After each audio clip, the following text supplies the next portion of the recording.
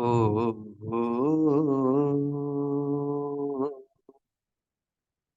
श्री गुरवे नमः। ओ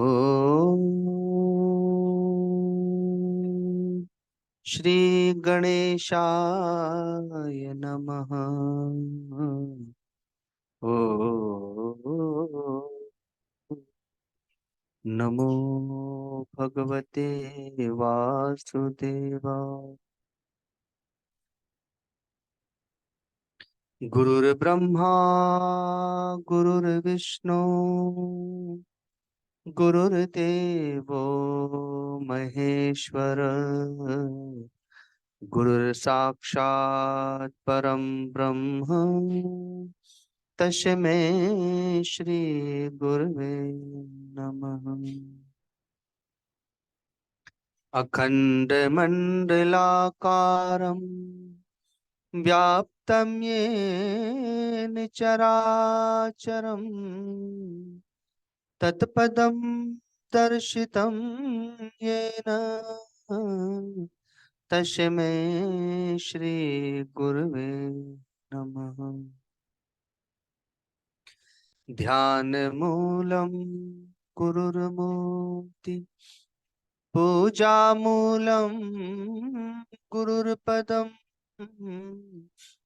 मन्त्रमूलं गुरुर्वाक्यम् मोक्षमूलं गुरुकृपा। मोक्षमूलं गुरुर्कृपा। गीता जी की स्तुति करेंगे। गीता हृदय भगवान का सब ज्ञान का शुभ सार है। इसे शोध गीता ज्ञान से ही चल रहा संसार है। गीता परम विद्या सनातन सर्वशास्त्र प्रधान है। पर ब्रह्म रूपी मोक्षकारी नित्य गीता। इस मोह माया कष्ट से तरना जिसे संसार हो। वह बैठ गीता नाव में सुख से सहज में पार हो। संसार के सब ज्ञान का यह ज्ञानमय भंडार है।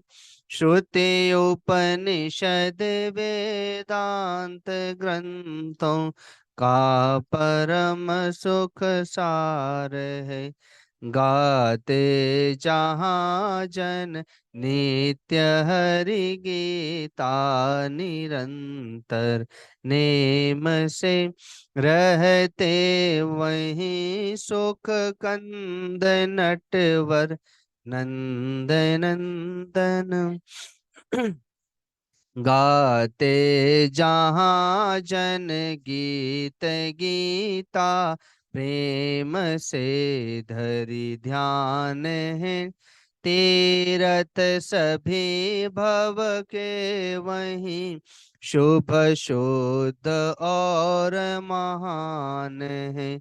धरते हुए जो ध्यान गीता ज्ञान का तन छोड़ते लेने उन्हें माधव मुरारी आप ही उठ दौड़ते।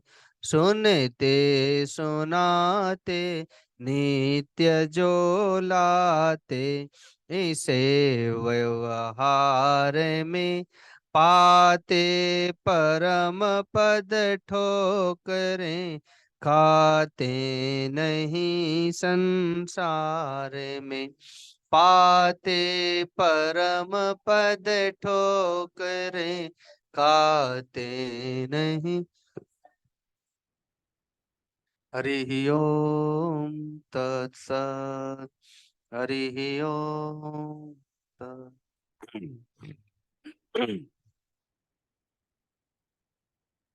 महात्मा अर्जुन के इस दिव्य प्रश्न से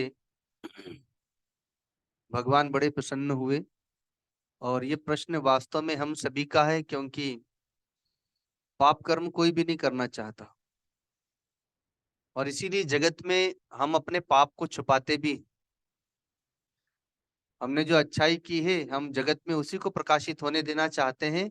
अपनी बुराइयों को, कमियों को, त्रुटियों को, दोषों को, अपराधों को हम जगत में सबसे छुपा करके रखते हैं, किसी को बताते नहीं। लेकिन फिर भी जाने अनजाने हमसे पाप कर्म होते रहते हैं और हमें पता भी नहीं चलता, क्योंकि हम पाप की परिभाषा नहीं समझते हैं। डरते अवश्य है पाप से, लेकिन परिभाषा नहीं समझते हैं। और जब समझने लगते हैं तो अब इतने वे पाप के संस्कार हावी हो चुके हैं, बलवान हो चुके हैं, कि हमें पता भी नहीं चलता और बलात् हमसे पाप कर्म हो जाता है। ब्रह्म मुहूर्त में जगना भक्त का धर्म है।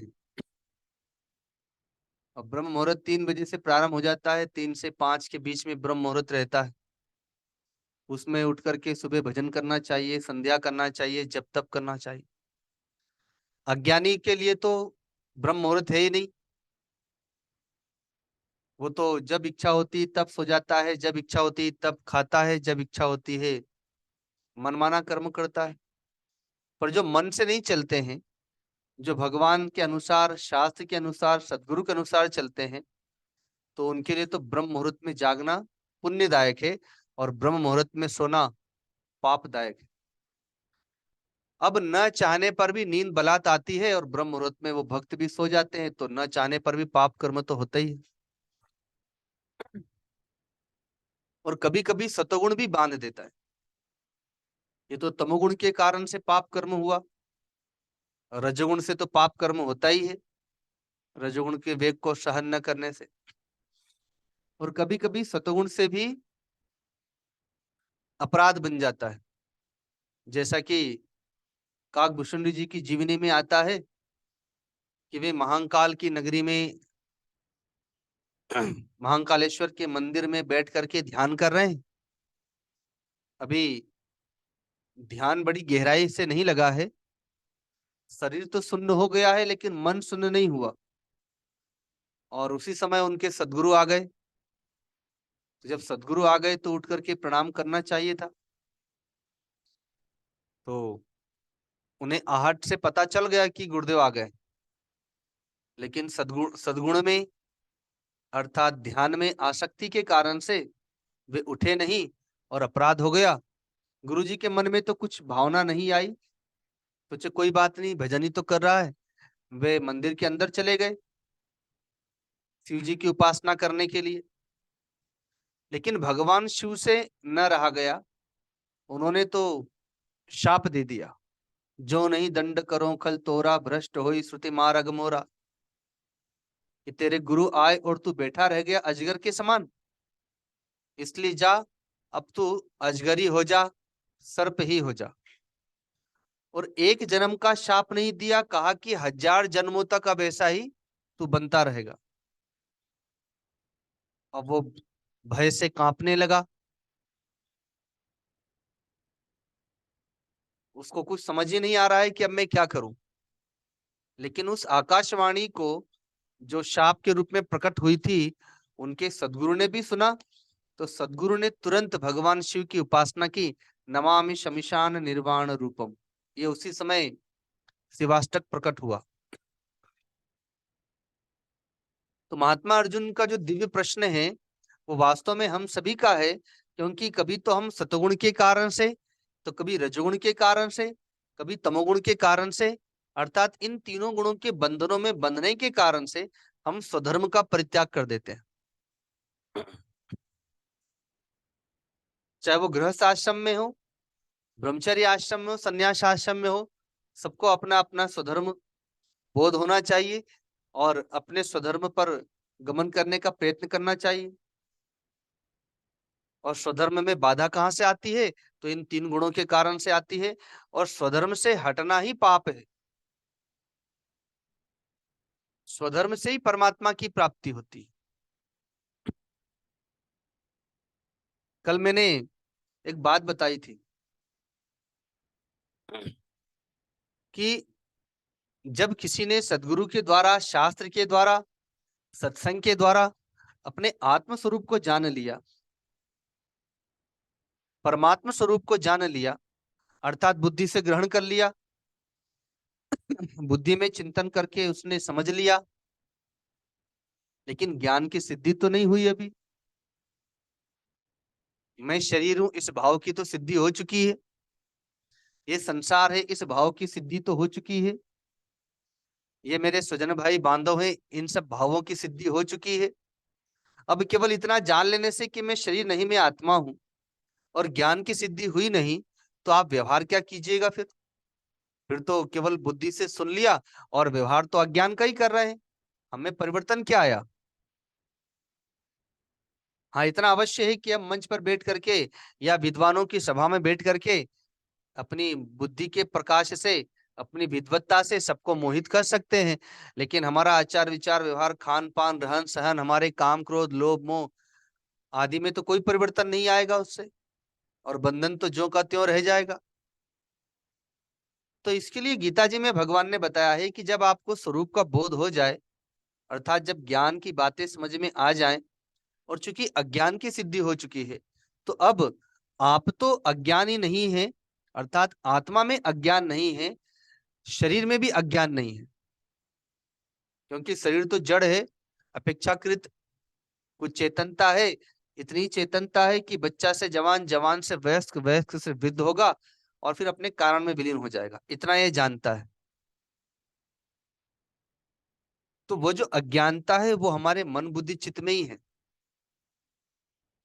अब उस मन बुद्धि चित्त की अज्ञानता को ही दूर करना है। इसीलिए कल के सत्संग में बताया था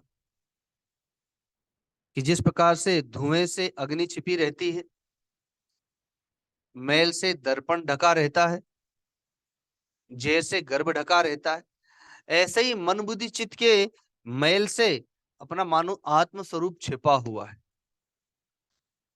अर्थात समझ में बात नहीं आ रही है, समझ में आ गया तो धारण करने में बात नहीं आ रही, धारण हो गया तो अभी सिद्ध नहीं हो पा रहा है।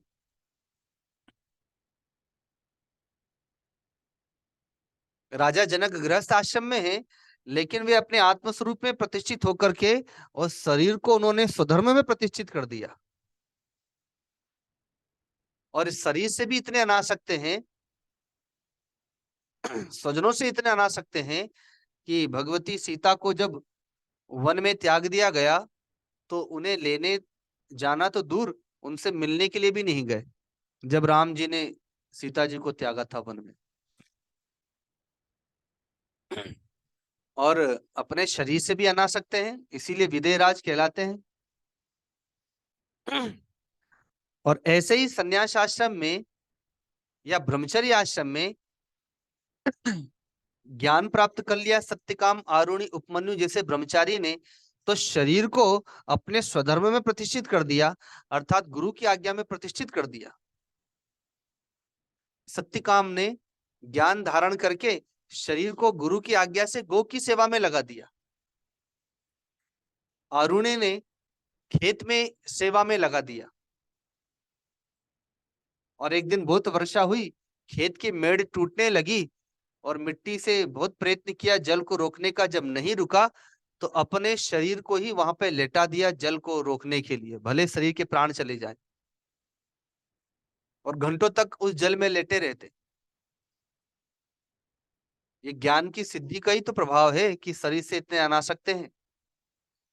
जड़ भरत जी को चोर पकड़ के ले जा रहे हैं उनकी बलि देने के लिए, लेकिन वो तो भागते नहीं है, और बलि के लिए अपना सिर भी झुका देते हैं। ये तो देवी प्रकट हो जाती हैं और उन चोरों को, चोरों के सरदार का वध कर देती है। तो सन्यासी का स्वधर्म है कि अपने आत्म स्वरूप में प्रतिष्ठित होकर के और शरीर से सर्वथा अनासक्त होकर ब्रह्म को समर्पित कर दिया। तो उसी मन बुद्धि चित्त में बैठे हुए इस काम को, क्रोध को, लोभ को, अर्थात इन तीनों गुणों को, अर्थात इच्छाओं को, वासनाओं को, अर्थात कामनाओं को, क्योंकि कामनाओं से हमारा स्वरूप मानो छिपा हुआ है। जब हम ठंडी के दिनों में तापने के लिए अग्नि जलाते हैं या भोजन पकाने के लिए माताएं अग्नि जलाती हैं, तो सर्वप्रथम उसमें से धुआं निकलता है। और जब तक धुआं निकलता है तो व्यक्ति तब तक अभी वहां सीधे बैठ करके ताप नहीं सकता। वो जानता है, आंख बंद कर लेगा, थोड़ी देर तक दूर बैठेगा, अभी इसका धुआं निकल जाने दो। और भोजन भी माताएं तभी पकाती हैं जब उसका धुआं निकल जाता है और अग्नि विशुद्ध रूप से चेतन हो जाती है। अगर धुएं में पकाएंगे तो प्रसाद कड़वा हो जाएगा, इसलिए वो लोग प्रतीक्षा करती हैं कि धुआं निकल जाए, अग्नि अच्छी प्रकार से प्रज्वलित हो जाए। तो जो विशुद्ध अग्नि है, क्योंकि जो धुआं है वो ईंधन का मैल है, जब वो मैल निकल जाएगा तो ईंधन भली प्रकार से प्रज्वलित हो जाएगा। अब मानो वो निर्विकार हो गया, निर्मल हो गया। वैसे ही मन बुद्धि चित्त में धुआं है, ये सब काम, क्रोध, लोभ, मोह, वासनाएं, इच्छाएं, कामनाएं, ये सब धुआं है। और जब ध्यान में बैठिए तो सबसे पहले यही धुआं निकलता है। अब ध्यान करने बैठेंगे, जप करने बैठे, चाहे प्रभु का स्मरण करने बैठे, अब वो धुआं निकलना शुरू हो जाता है। या तो नींद आने लगती है तो नींद भी धुआं है, वो तमोगुणी धुआं है। विचार रजोगुणी धुआं है। और प्रकाश, नाद, ये सतोगुणी धुआं है। और तीनों प्रकार के धुआं बांधने वाले ही हैं। क्योंकि तीनों में अपने स्वरूप का बोध नहीं होता। यह परमात्मा का होगा, तमोगुण तो नींद में लेकर के चला जाएगा, समय बर्बाद हो जाएगा। घंटा भर बैठे हैं और वो नींद में ही झूमते रह गए तो समय बर्बाद हो गया 1 घंटा। या रजोगुण के अनाप शनाप विचार कल्पनाओं में खोए रह गए, अब ये कर लेंगे, अब वो कर लेंगे, उससे मिलना है, इससे मिलना है, ये करना है, वो करना है, उसने मुझसे ऐसा कह दिया, अब मैं उसे ऐसा कहूंगा। माला भी चलती रहती है और नाना प्रकार के संकल्प विकल्प भी चलते रहते। 1 घंटे बाद उठे तो जहां ध्यान से मन बुद्धि चित्त को शक्ति मिलना चाहिए, ऊर्जा प्रकट हो जाना चाहिए, वो निर्बल होकर के उठता है, विचारों के बोझ से लदा हुआ उठता है। तो इसके लिए स्वामी रामकृष्ण परमहंस जी ने कहा है कि एक किसान रात में खेत में पानी देने गया। अब खेत में अंधेरा था, रात भर मोटर चलाई, बेचारा रात भर जागता भी रहता है पानी देने के लिए। और जब सुबह हुई, सूर्य का प्रकाश में उसने जब खेत देखा तो पूरा खेत सूखा पड़ा हुआ है। उसने देखा, मैंने रात भर जल दिया, मोटर चलाई, इतना पानी गया कहाँ? तो देखा कि खेत में बड़े बड़े चूहे हैं और उन चूहों ने खेत में बड़े बड़े बिल बना रखे हैं। इसलिए जो जल था वो उन बिल में ही चला गया और खेत सूखा का सूखा रह गया। वैसे ही जो काम, क्रोध, लोभ, मोह, राग, द्वेष आदि है, ये हमारे मन बुद्धि चित्त में बहुत बड़े बड़े बिल बना करके बैठे हैं। और आप जब ध्यान करने बैठे और वो नाना प्रकार के संकल्प विकल्प में आप खोए रहे, तो जो ध्यान थोड़ा बहुत जो प्रभु के लिए आप बैठे, थोड़ा बहुत जप किए, वो सारा जल, वो सारी ऊर्जा वो उसी में चली गई। इसलिए जब आप उठे तो आपकी कोई एकाग्रता नहीं, बल्कि और मन उदास, क्योंकि आप जानते हैं कि मैंने ध्यान नहीं किया, मैं तो कल्पनाओं में ही बैठा हुआ था। लोग समझ रहे थे मैं बड़ा ध्यानी हूं। जिस समय मैं भागीरथी धाम में रह रहा था, उस समय एक बलराम नाम का ब्रह्मचारी था हम लोग के साथ में। तो गुरुदेव नवरात्रि के दिनों में आश्रम में रहते थे, बाकी के दिनों में मालाकुंडी गुफा है बद्रीनाथ के रास्ते पर। कभी मालाकुंडी गुफा में, या पहले लक्ष्मण झूला के पास में भी जो गुफाएं हुआ करती थी, पहले विदेशी लोग नहीं आते थे, तो इन गुफाओं में बैठने चले जाते थे। तो कभी मस्तराम बाबा जी की गुफा में बैठने चले जाते थे। सुबह हम लोगों को सत्संग दे करके दिन भर वहीं रहते थे और रात में भी चले जाते थे। तो बलराम नाम के ब्रह्मचारी ने गुरुदेव का सत्संग सुना तो उसको वैराग्य हो गया। उसने कहा कि मैं भी जंगल जाऊंगा, मैं भी अब गुफाओं में बैठूंगा। तो गुरुदेव ने कहा कि प्रारंभिक चरण में कहा जाता है कि जो ध्यान है वो पहले घर के कोने में किया जाता है, अर्थात पहले घर में किया जाता है। अब ब्रह्मचारी है तो गुरु आश्रम में किया जाता है। जब वहां आपका सिद्ध हो गया तो कहा जाता है कि पहले घर के कोने में और फिर वन में, और जब वन में सिद्ध हो जाए तब जाके मन में। अर्थात फिर आप जगत के बीच में भी रहिए, आपका मन सदा ध्यान में ही रहेगा, समाधि में ही रहेगा, लेकिन शुरुआत तो घर के कोने से या गुरु आश्रम के कोने से शुरुआत की जाती। उसके बाद वन की बारी आती। तो उसको बहुत समझाया, लेकिन उसको लगता था कि नहीं अब मेरा बैरागी टिक जाएगा क्योंकि सतोगुण बढ़ गया था। तो वो इधर ही लक्ष्मण झूला के पास कोई गुफा होगी तो इधर ही गुफाओं में बैठने के लिए आने लगा। तो पहले दिन तो सुबह से चला गया, तो शाम को लौट करके आया सीधे, और शाम को ही फिर उसने भोजन किया। तो ध्यान करने से सतुगुण बढ़ता भी है, और ध्यान करने से सतुगुण पचता भी है। और अगर पच जाएगा तो सतुगुण घट जाएगा, अर्थात खत्म हो जाएगा। तो पहले दिन तो उसने बहुत अच्छा ध्यान किया और बड़ा प्रसन्न होकर के आया। तो पहले दिन सुबह गया था 6 बजे, शाम को 6 बजे आया। दूसरे दिन सुबह गया 7 बजे और 5 बजे ही आ गया। ऐसे करते करते 8 बजे 9 बजे जाने लगा, और शाम को कभी 2 बजे कभी 3 बजे लौट के आने लगा। भूख भी लगने लगी तो फिर हाथ में वो अपना रोटी लेकर के जाने लगा कपड़े में बांध करके, और शाम को भी आकर के जल्दी खाने लगा। तो सब लोग हंसने लगे पर अब कोई उससे पूछता नहीं था। तो एक दिन वो नहीं गया तो गुरुदेव ने उससे पूछा कि क्या हो गया आज तुम गए नहीं। तो कहा कि गुरुदेव वहां जाता हूं तो मेरे मन में विचार ही विचार चलते हैं, ध्यान तो लगता ही नहीं है। मैं जो सोचा था कि वहां जाके एकांत में बैठ के भजन करूंगा, जप करूंगा, ध्यान करूंगा, तो वहां जाता हूं तो कहा गया है कि वन में जाए कल्पना सूझे पल पल घर दिखलावे, और घर में रहो कल्पना तजकर अविचल पदवी पावे। अब वन में जाए और घर की याद आए तो हम वन में नहीं बल्कि घर में ही बैठे हुए। तो उसने कहा कि जब कोई गंगा जी के तरफ स्नान करने के लिए या दर्शन करने के लिए जाता था तो मैं उनको दिखाने के लिए ध्यान में बैठ जाता था। तो मुझे देख के वो लोगों को लगता होगा कि मैं ध्यान में बैठा हूँ। और जब वो लोग कोई नहीं रहते थे तो मुझे नींद आने लगती थी तो कभी सो जाता था। और कितना बैठूंगा क्योंकि आसन तो सिद्ध है नहीं। कभी पाँव में दर्द हो गया तो खड़ा हो गया, कभी टहलने लगा, और कभी खूब विचार ही विचार आते हैं। क्योंकि सबसे पहले धुआं निकलता है। अरे समुद्र मंथन तो किया था अमृत के लिए, लेकिन मिलता तो सबसे पहले विष ही है, और उस विष को भगवान शिव ने पान किया। तो वैसे ही ध्यान रूपी परमात्मा रूपी अमृत को प्राप्त करने बैठेंगे तो सबसे पहले विष तो प्रकट होगा ही। अब वो चाहे नींद बन करके प्रकट हो, चाहे अनाप शनाप विचार बन करके प्रकट हो, तो भगवान शिव बन करके उसका पान तो करना ही पड़ेगा। तो ये तीनों ही गुण बांधने वाले हैं।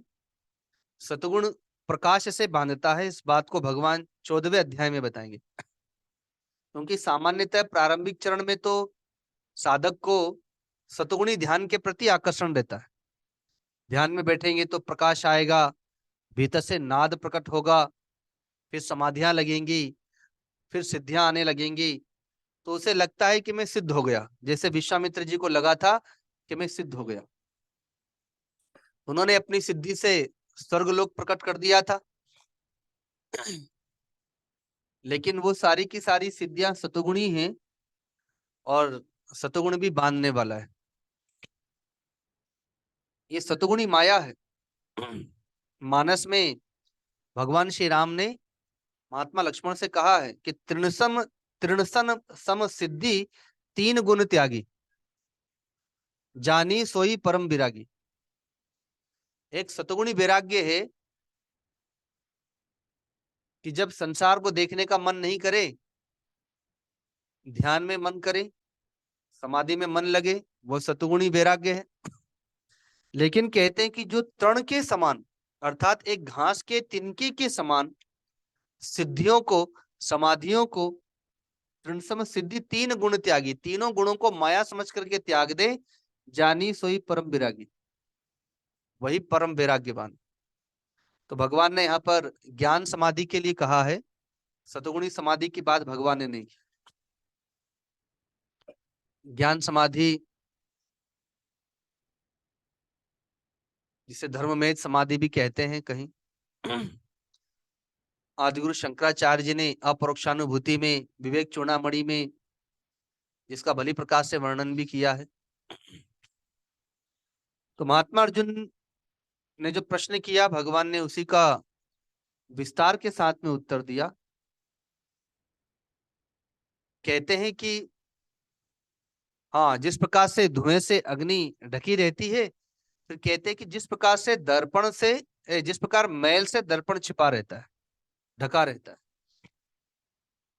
अब दर्पण में हम अपने प्रतिबिंब को देखते हैं, क्योंकि अपना चेहरा अपने से तो देख नहीं सकते। हमारी जो आंखें बनाई भगवान ने, वो दूसरे को देखने के लिए ही बनाई, अपने आप को तो देख ही नहीं पाते। तो अपने आप को कैसे देखें? तो या तो दूसरों से पूछना पड़ेगा कि भाई देखो तो मैं कैसा हूं, मेरा चेहरा कैसा है, और या तो फिर दर्पण में देखिए। तो दर्पण में हमारा प्रतिबिंब दिखाई देता है, लेकिन यदि उसमें मैल हो तो फिर प्रतिबिंब तो साफ आएगा नहीं।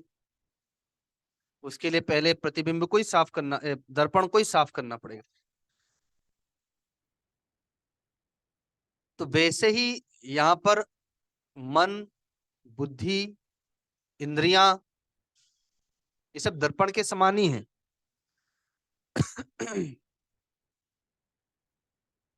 जिसमें हमारा आत्म स्वरूप प्रतिबिंबित होता है।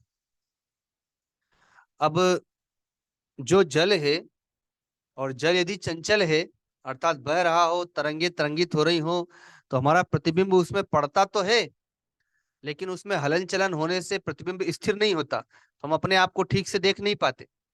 पर यदि जल सब सम शांत हो, साफ सुथरा हो, तो अपना प्रतिबिंब भली प्रकार से दिखाई देता है। वैसे ही चंचल चित्त में अपना आत्म स्वरूप स्थिर प्रतीत नहीं होता। यद्यपि आत्मा समशांत है, वो स्थिर ही है, लेकिन मन के चलने से हमको लगता है कि हम चंचल हो गए। इंद्रियों की चंचलता के कारण से हमें लगता है कि हम में चंचलता आ गई। बुद्धि के कुंठित हो जाने से या बुद्धि के विक्षिप्त हो जाने से हमें लगता है कि हम विक्षिप्त हो गए, हम कुंठित हो गए। जबकि आत्मा न तो चंचल होता है, न कुंठित होता है। आत्मा तो समशांत है, वो तो मन बुद्धि इंद्रियों से भी परे है। जैसे आकाश समशांत है, सर्वथा निर्लिप्त है, निर्विकार है। अब बादल आ गए, बरस गए, गरजने लगे, या पुनः चले गए, आकाश को तो पता भी नहीं चलता है, न सूर्य को पता चलता है कि बादल आए, गरजे बरजे, वर्षा किए।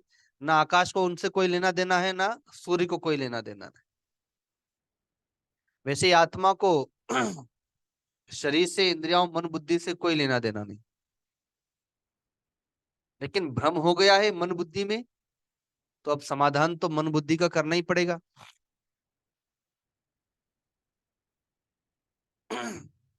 इसलिए दर्पण को साफ करने की बात की जाती है, न कि आपको अपने आप को साफ करना है।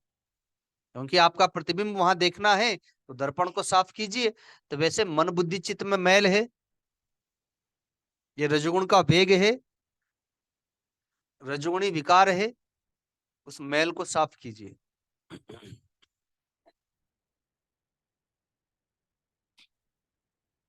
फिर कहते हैं कि जैसे जेर से गर्भ ढका रहता है, हम सबका शरीर माँ के गर्भ में जेर से लिपटा रहता है। जब हमारा जन्म होता है तो जेल से बाहर आ जाते हैं, अर्थात शरीर बाहर आ जाता है। वैसे ही मानो कामना रूपी जेर ने, वासना रूपी जेर ने मन बुद्धि चित्त को ढक लिया है।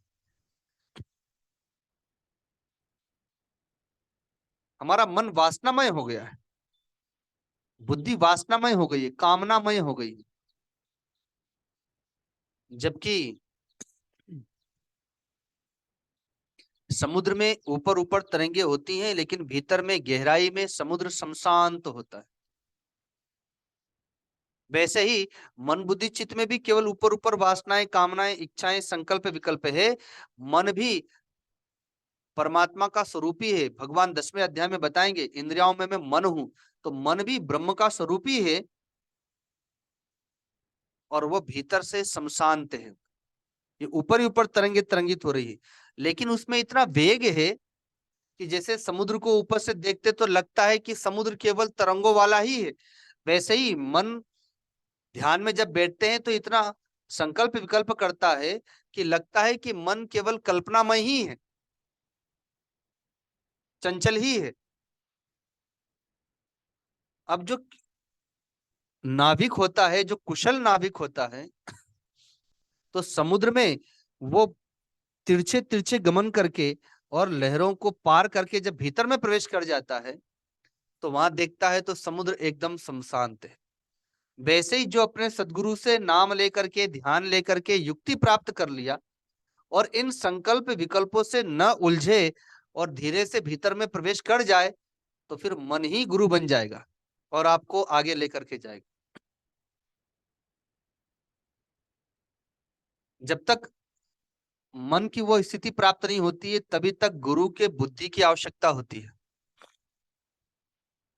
बाद में तो फिर भीतर से प्रकट होने लगेगा क्या करना चाहिए, क्या नहीं करना चाहिए। वो 5वें अध्याय में भगवान कहते हैं, तद बुद्धे तदात्मान तनिष्ठा तत्प्रायण। आपका मन ब्रह्म का मन हो जाएगा, बुद्धि ब्रह्म की हो जाएगी, चित्त ब्रह्म का हो जाएगा, तो फिर भीतर से प्रेरणा प्रकट होने लग जाएगी। प्रश्न डालेंगे और उत्तर भीतर से ही आने लगेगा।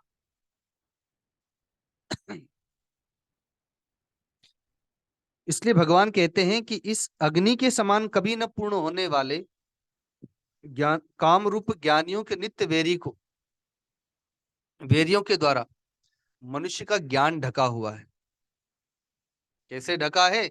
तो जैसे धुएं से अग्नि ढकी है, मैल से दर्पण ढका है और जैर से गर्भ ढका हुआ है, वैसे ही इस अज्ञान ने और अज्ञान से उत्पन्न हुए इन विकारों ने हमारे स्वरूप को मानो ढक लिया है। जबकि आत्मा ढकता नहीं है, आकाश ढकता नहीं है, सूर्य ढकता नहीं है, लेकिन भ्रम हो जाता है कि बादल आने से सूर्य छुप गया। जबकि सूर्य से पूछे तो सूर्य को तो पता भी नहीं है कि बादल भी कोई होता है क्या। एक बार ब्रह्मा जी के पास अंधकार ने जाकर के शिकायत की कि प्रभु आपने मुझे क्यों बनाया। कहा क्यों?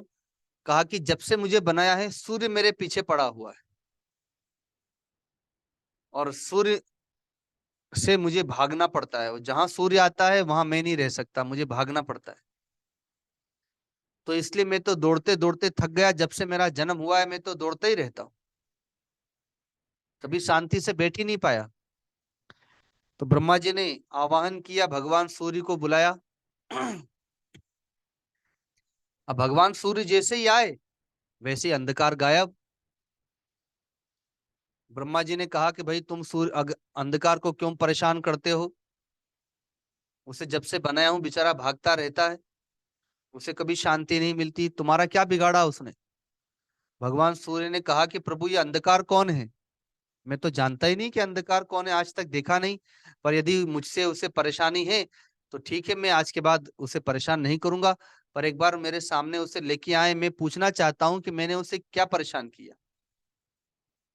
अब ब्रह्मा जी अंधकार को कितना भी बुलाएं, अंधकार आ ही नहीं सकता सूर्य के सामने। क्योंकि सूर्य का अर्थात प्रकाश का अभाव ही अंधकार है। ऐसे ही ज्ञान का अभाव ही अज्ञान है। जहां ज्ञान होगा वहां अज्ञान नहीं होगा। लेकिन ज्ञान नहीं है तो अज्ञान ही अज्ञान है। जैसे हमारे पास ज्ञान नहीं है तो अज्ञान बैठा है मन बुद्धि चित्त में। तो ये ज्ञानियों का नित्य बैरी है। कौन? तो काम क्रोध लोभ मोह आदि। लेकिन अज्ञानियों का तो ये मित्र है। अज्ञानी तो इनके बिना रह ही नहीं सकते। काम क्रोध लोभ मोह राग द्वेष आदि के बिना अज्ञानी रह ही नहीं सकते।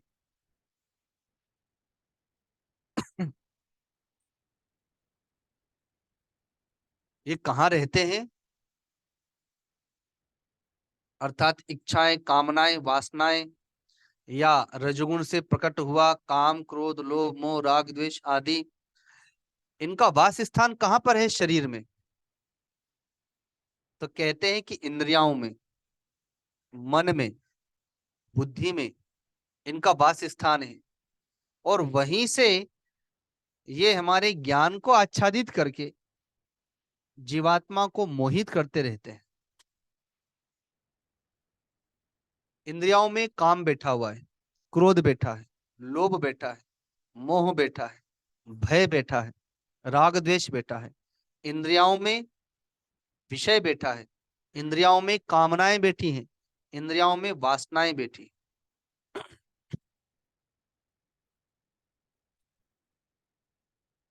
मन में बैठी हैं ये सारी की सारी वासनाएं, बुद्धि में बैठी हुई।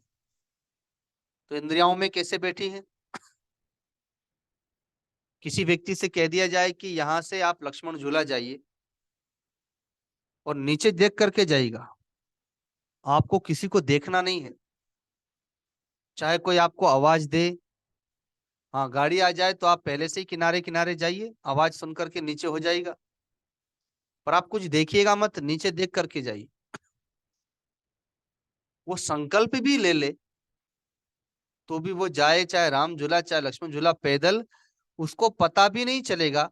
और कब उसकी आंखें इधर उधर देख लेंगी, बाद में याद आएगा कि अरे मैं तो, मुझे तो देखना ही नहीं है किसी तरफ। फिर वो वापस नीचे की ओर देखेगा, थोड़ी देर के बाद फिर भूल जाएगा, क्योंकि इंद्रियों में काम बैठा है।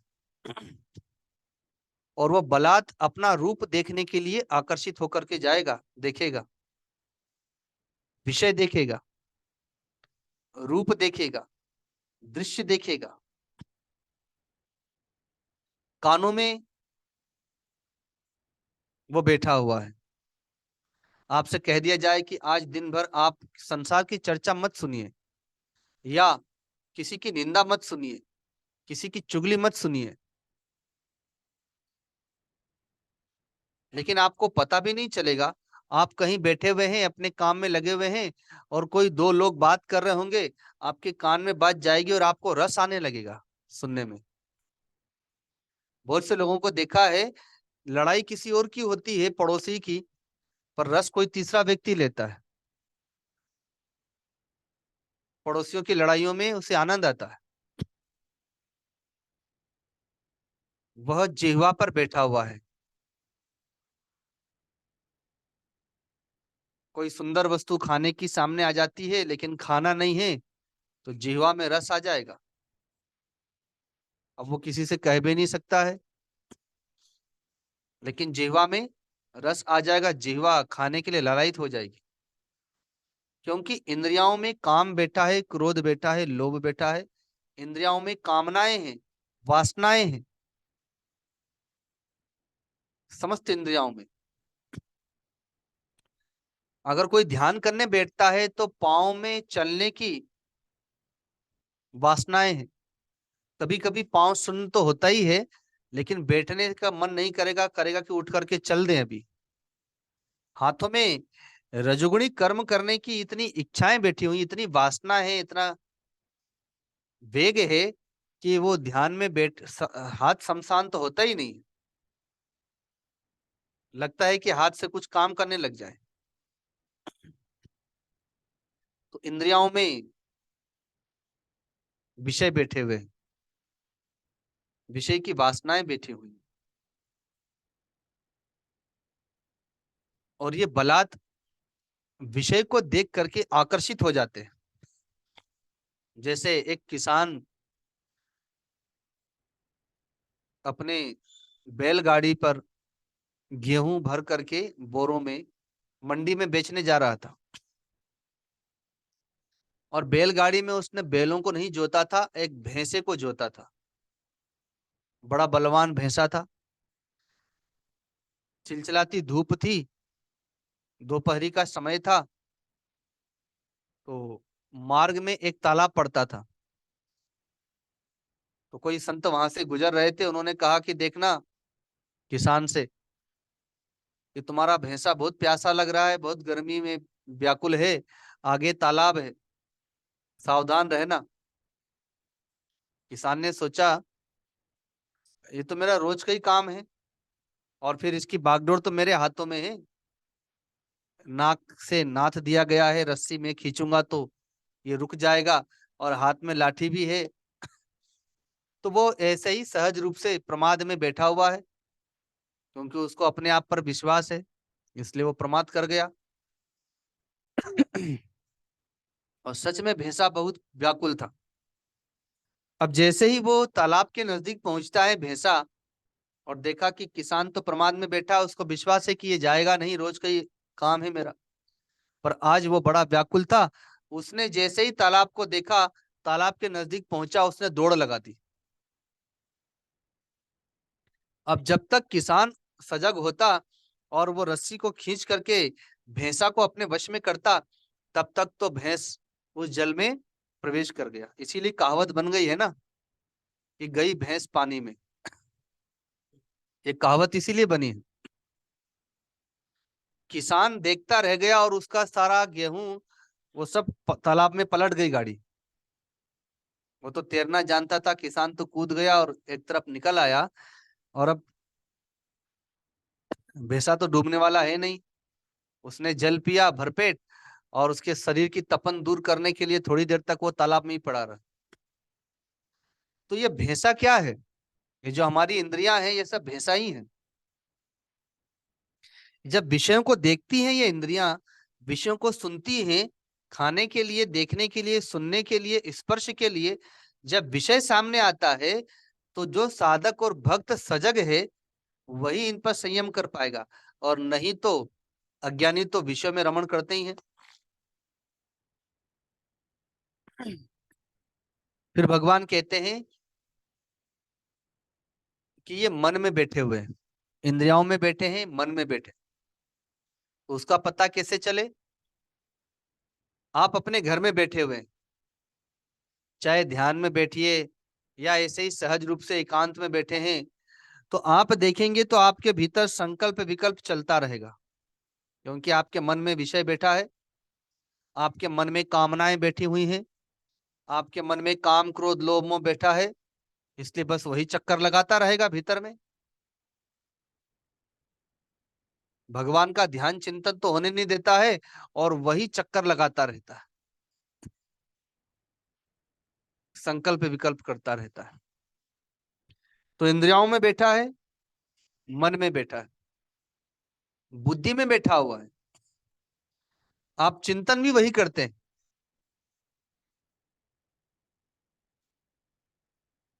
एक अज्ञानी का जो चिंतन है, वो बस यही सब चिंतन, इसी चिंतन में ही लगा रहता है।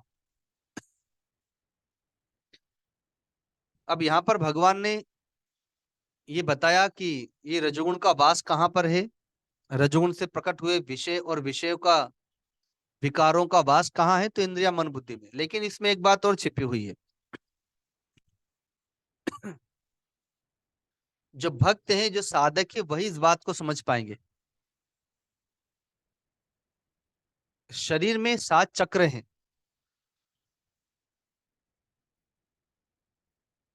और इस जन्मों जन्मों के जो संस्कार हैं, या जो वर्तमान में भी आप जो कर्म कर रहे हैं, उन सब कर्मों के संस्कार आपके उन्हीं चक्रों पर केंद्रित हो जाते हैं, उन्हीं चक्रों पर बैठ जाते हैं, और वे समय समय से प्रकट होते रहते हैं। इसीलिए आपने देखा होगा, जो साधक हैं, जब वो ध्यान करने बैठते हैं, तो इतनी पुरानी पुरानी बातें याद आएंगी बचपन की, जिनको वो कभी याद भी नहीं करते थे। उनको लगता था कि मैं सब कुछ भूल गया। और इतना ही नहीं, और बुद्धि जब सूक्ष्म हो जाएगी तो पूर्व जन्म की बातें भी याद आने लगेगी। नहीं, माँ के गर्भ में हमने क्या सोचा है वो भी याद आने लगेगा। फिर पूर्व जन्म की बातें याद आने लग जाएंगी। अर्थात आपका चक्र सक्रिय हो जाएगा। मूलाधार चक्र, स्वादिष्ठान चक्र, मणिपुर चक्र, अनाहत चक्र, विशुद्ध चक्र, आज्ञा चक्र आदि सक्रिय हो जाएंगे। और जब सक्रिय हो जाएंगे तो अब वे सारे विचार प्रकट होंगे। और इतना ही नहीं, एक सामान्य मनुष्य के काम क्रोध लोभ मोह में और उस भक्त के तथा साधक के काम क्रोध लोभ मोह में भी आकाश पाताल का अंतर होगा। क्योंकि एक सामान्य व्यक्ति के पास तो केवल ऊपर ऊपर का ही काम क्रोध लोभ मोह राग द्वेष रहता है, लेकिन भक्त के साधक के पास में तो वे संस्कार, वे चक्र सक्रिय हो गए, अतः उसके पास तो विशेष काम क्रोध लोभ मोह राग द्वेष रहेगा। तो लोगों को लगेगा कि भाई बाबा को इतना क्रोध क्यों आता है, क्योंकि उनके पास सामान्य क्रोध नहीं है, वो चक्र सक्रिय हो गए इनकी, इसलिए उनके पास विशेष क्रोध है।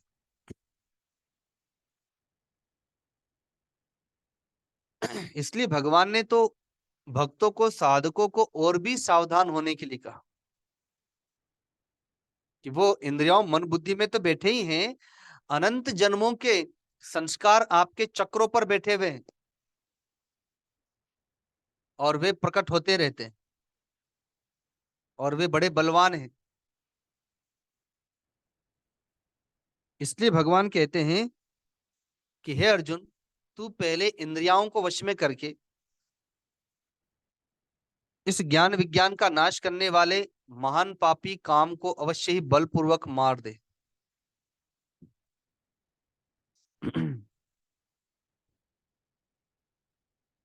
अर्थात सर्वप्रथम इंद्रियों का संयम करे। जो अज्ञानी हैं, जो भगवान के लिए नहीं जीते, तो उनके लिए तो भगवान कह नहीं रहे संयम की बात। लेकिन जो भगवान के भक्त हैं, चाहे वो गृहस्थ आश्रम में रहते हों और जो तो साधक हैं, ब्रह्मचारी हैं, तो उनके लिए भगवान ने स्पष्ट कहा है कि इंद्रियों का संयम करे। और तब इंद्रियों में बैठे हुए, मन में बैठे हुए, बुद्धि में बैठे हुए इस महान पापी काम क्रोध लोभ राग द्वेष आदि को, इन कामनाओं को, इच्छाओं को, वासनाओं को वो बलपूर्वक मार दे। तो कैसे मारेंगे? तो जैसे किसी व्यक्ति को पता चला कि मेरे घर में सांप घुस गया है, अर्थात घर में कोई उसने बिल बना लिया है, और वो लाठी से कितना भी पिटाई करता रहे वो बिल के ऊपर, तो सांप तो मरने वाला है नहीं। सांप को मारना है तो एक ही उपाय करना पड़ेगा कि वो उस बिल में जल डाल दे और दो चार बलवान लोगों को हाथ में लाठी ला करके खड़ा कर दे, या तो स्वयं जल डाल करके लाठी लेकर के खड़ा रहे दो चार लोगों के साथ, और आप में बल नहीं है तो जल डाल के आप हट जाइए। तो जब भीतर में जल जाएगा तो सांप फुफकारता हुआ बाहर निकलेगा, और जब बाहर निकलेगा तो जो बलवान लोग लाठी लिए खड़े हैं वे लाठी से पीट पीट के मार देंगे। इस प्रकार से वो सांप मारा जाएगा। और जब तक वो मारा नहीं जाएगा तो बिल में बैठा है, कब आक्रमण कर देगा, आपका वध कर देगा, काट देगा, कोई पता नहीं। वैसे ही इंद्रियों में, मन बुद्धि में वे वासनाएं, इच्छाएं, कामनाएं, वे काम क्रोध लोभ मोह राग द्वेष रूपी सर्प बैठे हुए हैं। तो इनको मारने का, निकालने का तो जो उपाय है वो यही है कि सदगुरु या उच्च कोटि के जो संत हैं उनके पास जाएं। वे सत्संग रूपी जल हमारे भीतर में डालेंगे, जप रूपी जल डालेंगे, तो जब भीतर में सत्संग जाएगा, भगवान का नाम जाएगा, ध्यान जाएगा, तो भीतर से वे सब निकलेंगे। और जब वे निकले तो उन्हें सदगुरु के चरणों में ही समर्पित कर दे, या सदगुरु से जाकर के कहें, तो वे इसका वध कर देंगे।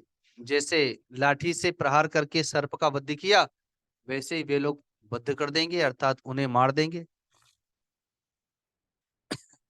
जैसे भगवान शिव ने अपने तीसरे नेत्र को खोल करके कामदेव को जला करके भस्म कर दिया, वैसे ही सदगुरु के पास में संकल्प शक्ति होती।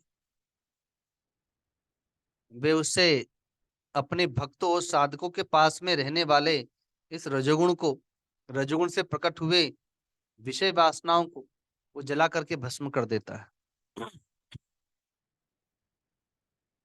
तो इसलिए भगवान ने ये बात कही कि इंद्रियाओं को वश में करके वो बैठे हुए इस रजोगुण और रजोगुण से प्रकट हुए इन विकारों को वो बलपूर्वक उन्हें मार दे, क्योंकि यही महापापी। लोग सामान्यतः कहते भी हैं कि पापी की पापी से घृणा मत करो, पापी के पाप से घृणा करो। तो सामान्य लोग भी कहते हैं। तो पाप क्या है? व्यक्ति क्रोध के वशीभूत होकर के जब बड़े बूढ़ों का तिरस्कार करता है, अपमान करता है, तो पाप कर्म करता है। तो वो क्रोध ही तो वहां पर पापी है, जिसने बलात् कर्म करा दिया पाप कर्म का। ऐसे ही लोभ मोह राग द्वेष आदि, तो उसका समाधान सत्संग से होता है, प्रभु के भजन से होता है। तो भगवान ने महात्मा अर्जुन के दिव्य प्रश्न पर बड़े विस्तार के साथ में अच्छे प्रकार से समझा करके भक्तों को, साधकों को दिव्य संदेश रूप उपदेश दिया है।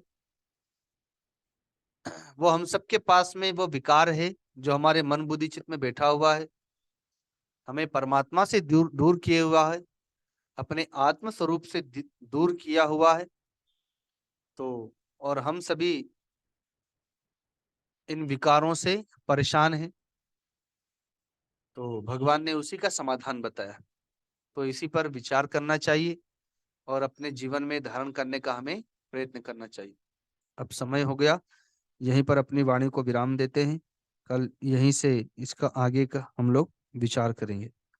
बोलिए सदगुरुदेव भगवान की, गीता माता की, गीता विधाता की, श्री कृष्ण आनंद कंद भगवान की। ओम नमः पार्वती पते, हर हर महादेव।